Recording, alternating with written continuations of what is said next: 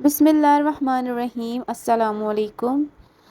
आज मैं आपके लिए आलू गोश्त बनाने की रेसिपी लेकर आई हूँ जो कि बहुत ही फ़ायदेमंद होती है, स्पेशली बूढ़ों और बच्चों के लिए। इस डिश में आयरन और प्रोटीन की वाफर मिकदार मिलती है और ये इम्यूनिटी को बढ़ाने में बहुत ज़्यादा तेज़ी से मदद करती है। प्रेगनेंसी और प्रेगनेंसी के बाद भी फौरी ताकत बहाली के लिए इस सालन को खाएं, बहुत फ़ायदेमंद होगा। सबसे पहले मेरे चैनल को ज़रूर सब्सक्राइब कर लें और बेल आइकन को भी दबा दें। चलिए स्टार्ट करते हैं। मैंने हाफ कप ऑयल लिया है।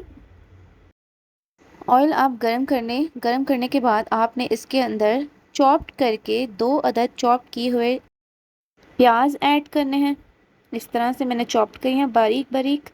जितना बारीक चॉप होगा उतना ही अच्छा आपका शोरबा बनेगा। आप चाहें तो इसको ब्लेंड भी कर लें। अच्छी तरह से इसको जब तक हम फ्राई करेंगे तब तक ये ब्राउन ना हो जाए। ये देखें, इस तरह से ये लाइट ब्राउन होना चाहिए, गोल्डन ब्राउन। अब इसके अंदर आप 2 चम्मच के करीब आप लहसुन अदरक का पेस्ट डालें। मैंने ब्लेंड कर लिया था ताकि अच्छी तरह वो पिस जाए। इस तरह लहसुन अदरक को थोड़ा सा भूनें, इसका कच्चापन निकल जाए। अब आप इसके अंदर चिकन ऐड कर दें। चिकन ज़रा मेरा फ्रीज़ हुआ है, लेकिन ये जब तक भुनेगा तब तक ये खुल जाएगा। अच्छी तरह इसको फ्राई कर लें जब तक इसका कलर ना चेंज हो जाए। अब आपने इसके अंदर 2 अदद चॉप किए हुए टमाटर ऐड करने हैं। बारीक चॉप किए हैं मैंने ताकि अच्छी तरह डिज़ोल्व हो जाए। इसको भी अच्छी तरह से हम फ्राई करेंगे।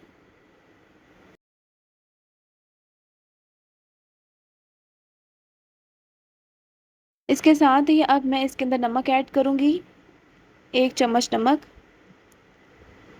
आधा चम्मच हल्दी, आधा चम्मच पिसा हुआ धनिया और आधा चम्मच लाल मिर्च पाउडर। आप नमक और लाल मिर्च की जो क्वांटिटी है आप अपने टेस्ट के मुताबिक भी डाल सकते हैं, ज़्यादा कम जिस तरह आप यूज़ करना चाहें। अब इसके अंदर आधा चम्मच के करीब गरम मसाला ऐड करना है, पिसा हुआ गरम मसाला। कोशिश करें आप भी इसको घर में ही पीस कर रखें। अब आपने इसके अंदर 3 से 4 दाने सब्ज़ इलायची के डालने हैं। इसको भी अच्छी तरह से हम भून लेंगे, सारे मसाले को अच्छी तरह से। यहाँ मैंने अब 4 अदद आलू लिए हैं, इनको लंबाई की शेप में काट लिया है। इसको मैं ऐड कर दूंगी। आलूओं को भी इसके अंदर डाल के अच्छी तरह से आप भून लें। वीडियो को प्लीज़ आप लाइक कर लें जब तक इसकी भुनाई हो रही है। अच्छा, अब आपने इसको तब तक भूनना है जब तक ये थोड़ा थोड़ा लगना ना स्टार्ट हो जाए। मैं इसके अंदर 2 चम्मच के करीब दही ऐड करूँगी ताकि इसकी अच्छी सी ग्रेवी बन जाए।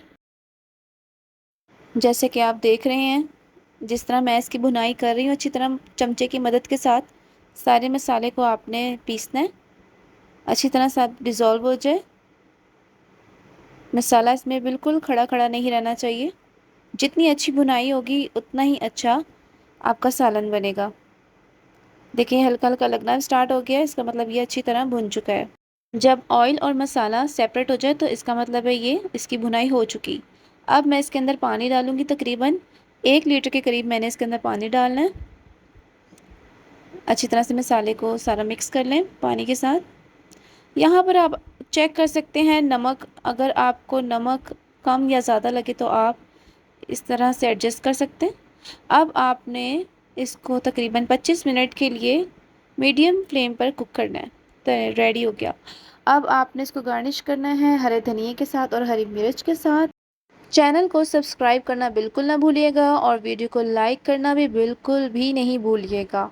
अल्लाह ताला आपके हम सब के रिज़्क़ में खैर व बरकत अता फ़रमाए। अल्लाह हाफ़िज़। वीडियो को लाइक ज़रूर कीजिएगा।